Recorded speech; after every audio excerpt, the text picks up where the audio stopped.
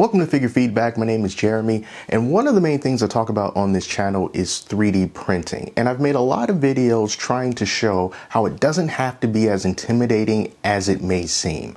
3D printing has come such a long way, and you don't need to be a technically minded person, and you don't have to be an engineer or someone who likes to tinker in order to get a machine and print out some really awesome things that you can use in real life and show off to your friends and family.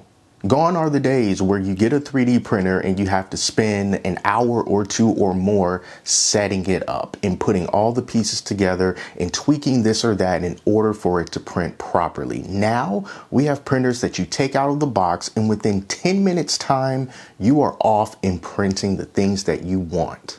And there's plenty of printers like that out here. But on YouTube, I tend to see the same ones from great companies who make great printers like Bamboo Lab and Elegoo and Creality. But I wanted to try something different. What if I can find a printer that is not only friendly for beginners, but friendly for anybody who just doesn't want to tinker with a lot of stuff and is at a really good price and is well worth your attention that it tends not to get? And I think I found that printer. This is the Flashforge Adventurer 5M. So the Flashforge Adventurer 5M is an FDM 3D printer that you probably haven't heard too much about over on YouTube. If you do some searches for it, you're going to find a lot of videos talking about the 5M Pro, which is the more expensive version of this printer. So before I move forward, let me tell you the differences between this printer and the 5M Pro. So the biggest difference between the two right now is going to be price. The 5M Pro right now, it is on sale for $549, whereas the 5M is on sale for, check this out, $299, either directly from Flashforge or on Amazon. It's $300 in both of those places. And that is an amazing price for a printer like this with the features that it offers and the speed that it can operate. $300 is a really, really good price. Another difference between the two is that the 5M Pro has an enclosure, whereas this one doesn't. I can put my whole arm through here.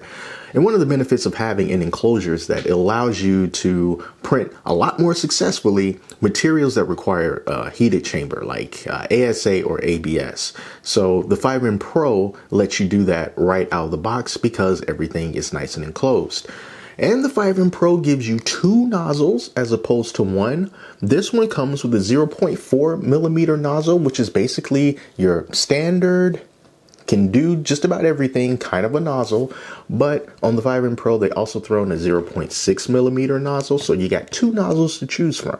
The 5M Pro also has a built-in camera, so you'll be able to use the Flash Print slicing software to view your prints remotely. But here's the thing, you can also do that with this printer using a webcam that you probably already have. So if you've got a USB webcam, you can just plug it into the screen and you'll also be able to monitor your prints remotely. Now the 5M Pro also gives you some internal and external circulation and filtration. It gives you a silent printing mode and an auto on and auto off feature. But at the core, some of the core features are identical between the two. For example, speed. Now this is a fast printer. Okay, it has a maximum travel speed of 600 millimeters per second with acceleration speed of 20,000 millimeters per second squared. So what does that mean to a beginner? It just means that in the year of our Emperor 2024, that is considered a fast printer. Okay, the printing speed on these is 300 millimeters per second, but the travel speed is 600 millimeters per second. So they're the same in that regard. They're also the same when it comes to the maximum temperature for the hot end, which is 280 degrees Celsius. They're also identical when it comes to the print bed size, which could also be one of the biggest downsides of this printer because the print bed size is 220 millimeters by 220 by 220, which is below the industry standard right now. We see that printers that are coming out, and usually 256 is around the minimum. So this is a little bit smaller than that. So if you're hoping to print like full size cosplay helmets in one go, probably not the printer that you can use for that, at least not in one piece.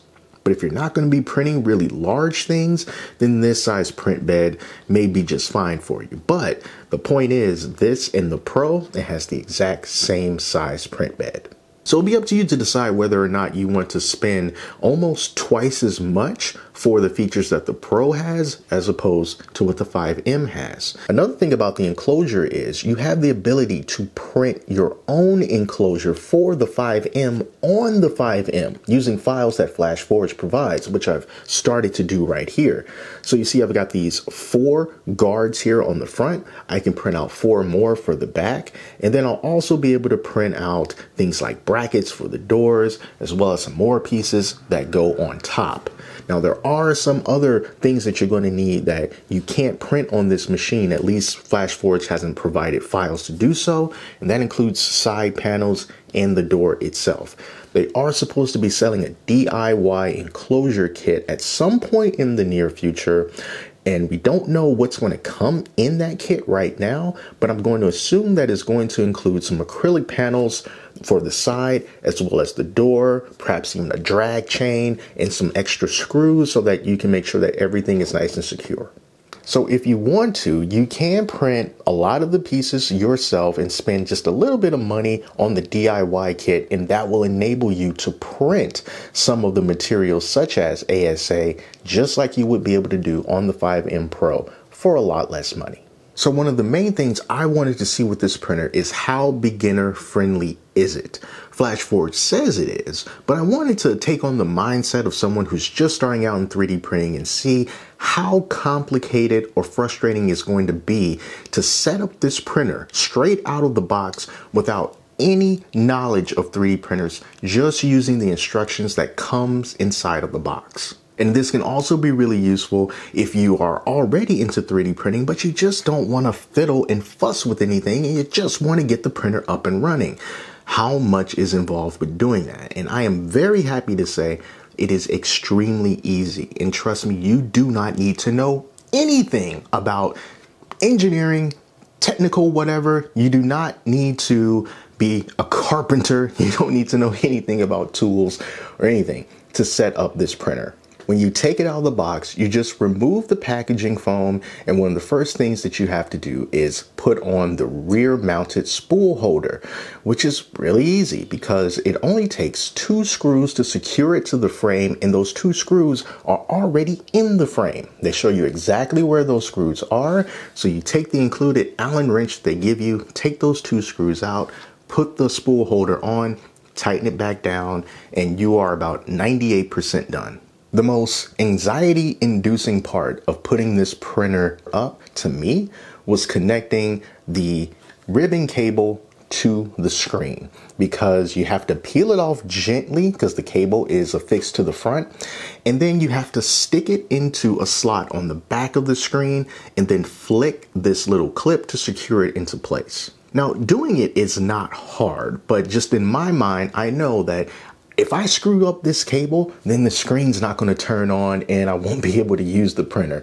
And trust me, it's not hard to do. I was just being a little extra careful with that. But once you get the ribbon inside there, all you do is just mount the screen to the frame. They have like these little mounting points. So you just stick it on there, you slide it over, you hear a click, and now the screen is in place and you are almost 100% done. Next thing you have to do is free the print bed, and you do that by removing 4 screws, and they include these yellow and black stickers with arrows on them that show you exactly where you need to remove those screws. So again, you take the Allen wrench they give you, you take out those 4 screws, and then that's it. Other thing that you have to do is take this clear tube here. There's going to be 2 ends. You stick one end into this extruder right here. then you take the other end and you stick it into the filament runout sensor on the back. So basically you just take the tube and stick it in one hole, go around to the back, stick it up the other hole, and then that's it. At that point, you just plug in the power cable, stick that into your wall, flip the switch to turn on the printer, and then job done. The software is going to walk you through the rest of the process. It's going to calibrate by itself. That process takes about 9 to 10 minutes. Then when that's done, you are greeted at the home screen, and at that point you can choose to either go online and find some stuff that you want to print there, or you can try out some of the test prints that come pre-installed on the printer. And I've seen some videos that show that those photos that indicate what those files are really, really pixelated and weird. And I don't know if they changed anything since those reviews were made, but on my printer, there are no pixelated photos. They're nice and clear, so you know exactly what it is that you're trying to print. And so I decided to do one test print of a cube. It's just this little print here. It took like 4 or 5 minutes to print. It's nothing extraordinary. It looks absolutely fine, but it was just a way to quickly check to make sure that the printer is working properly, and it was. Now, one of the first things that I printed out after doing the test print is a spool holder that you can see here that's on my left or your right. Because listen, the community is getting really tired of rear mounted spool holders, because if you have this printer and you push it up against the wall because you're trying to maximize your space, when it comes to changing out the filament, you either have to turn the printer so that you can access it, or you have to reach over it and it's at an awkward angle. But it's so much easier if you just mount it to the side. So Flashforge has a print that even they recommend that you download and print out on this machine on their wiki page. I'll link to that in the description, for a 2-piece side-mounted spool holder that goes together easily. And I think each of those prints took somewhere between 20 and 30 minutes to print, so not very long at all. The second thing that I decided to print was the beginnings of the enclosure, and that's where these 4 blue guards came from. So each of these individually, again, took somewhere between 20 and 30 minutes to print out using default profiles. I didn't change anything. I just used everything from default because that's what a beginner would do. So I did that, and they came out looking nice and smooth, and they fit exactly where they're supposed to fit. And so I decided to print out 4 of these here. Now, I know a lot of people like to do benchies, because benchies is like the standard thing that you print on a brand new printer, so that you can kind of see how the quality is going to be, what the limitations could be, you know, things like that. But I don't want a benchy. So I decided to do something a little bit different, something a little bit more involved that can further push the limits of what your printer can do and show you. And that's what I decided to do. I decided to print out the torture toaster. So the torture toaster is designed to test out a variety of things for your printer, including things like bed adhesion and clearances. So if you wanted to print something that had mechanical parts that's supposed to move up and down and things like that, the torture toaster is supposed to get you to see how capable your printer is of doing that using the settings that it currently has. So here's mine. So first thing I want to tell you is that I broke the handle. I broke the handle off this thing. Here it is right here. So I wasn't too sure how the torture toaster was supposed to work. I thought it was going to be like a regular toaster where you just kind of force this down and then it clicks, and then maybe I could force it back up. Turns out that's not how it works. So I broke the handle off. But the toast, though, still moves very freely. They were never stuck, and I never had to force anything, and they are very clean pieces of toast, so that works out just fine. And then over on the side, you see that these mechanized gear pieces here, so I can just turn this and it locks and it unlocks. And then when you open this up, you can see the inside. I see a little bit of stringing in between these points here, just a little bit, but all the rest of these holes are nice and clear. I can read the numbers nice and clear for 80, 50, and 10. So that looks pretty good.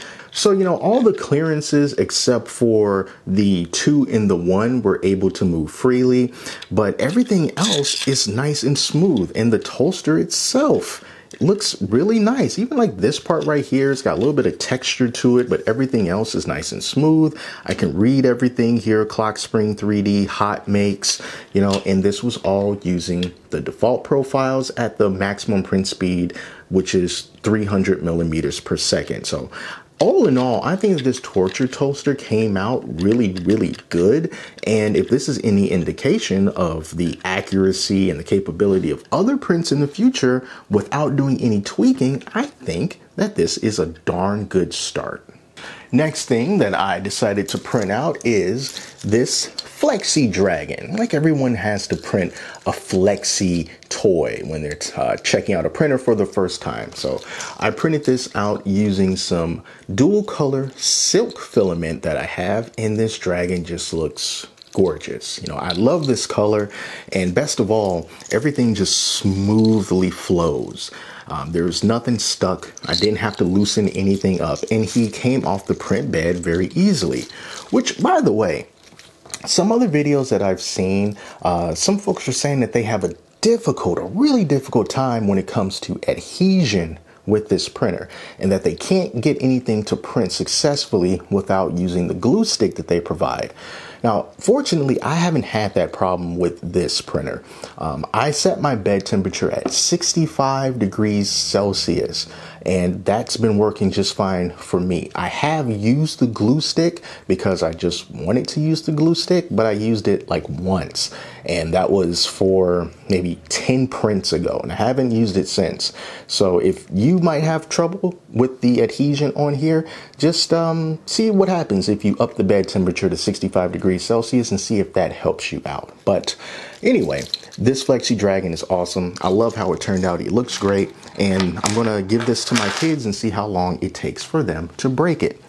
Now, in the spirit of figure feedback, I also have to print out a figure, so here we go. This is a Superman bust from Eastman based on the Injustice Superman.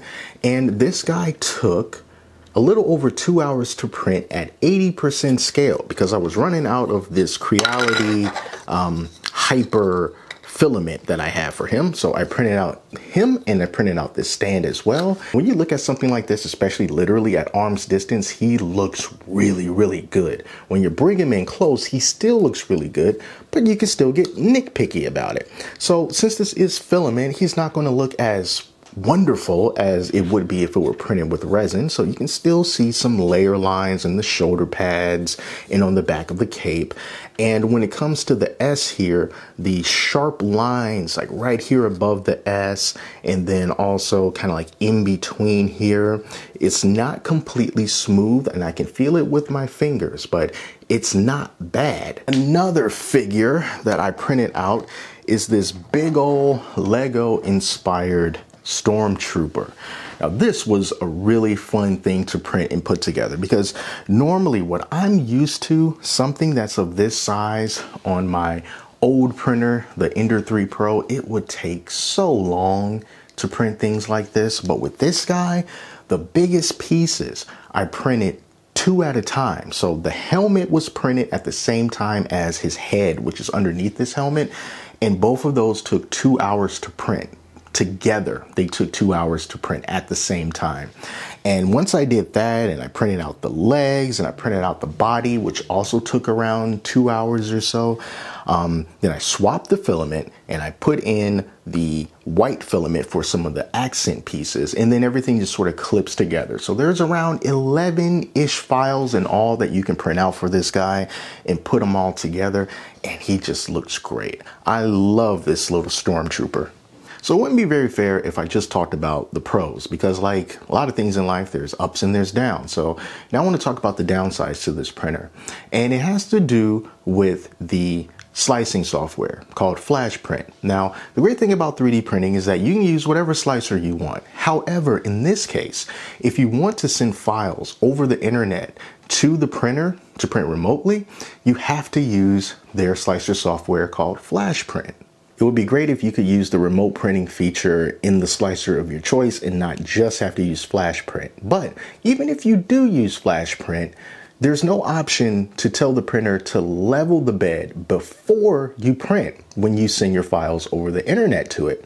So all you're doing is telling the printer, okay, start heating up, and then once you're done heating up, start printing. But I like to level the bed before every print just to be on the safe side, and Flash Print does not give you that option. So what I end up doing is sending the file to the printer. Then I have to get up and go to the printer, cancel the print, and then go into the files on the printer, find the print that I was going to print, and then manually select the level feature.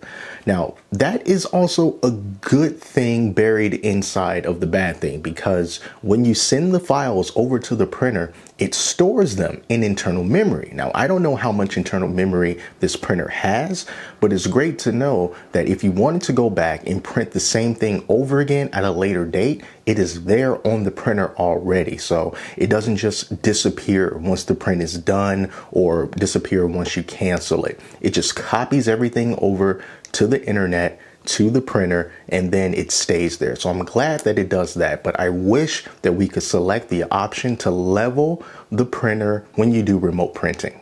Another con has to do with the firmware. It can be a little weird at times.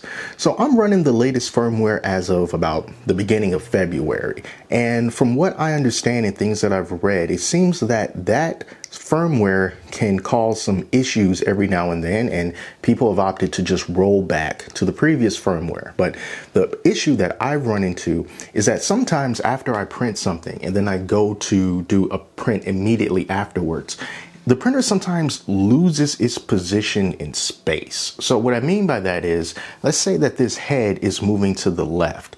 It normally knows where the endpoint is, but sometimes it'll go all the way to the left and it'll keep trying to go, and then it'll make this da-da-da-da-da sound for like a split second, and then it'll stop.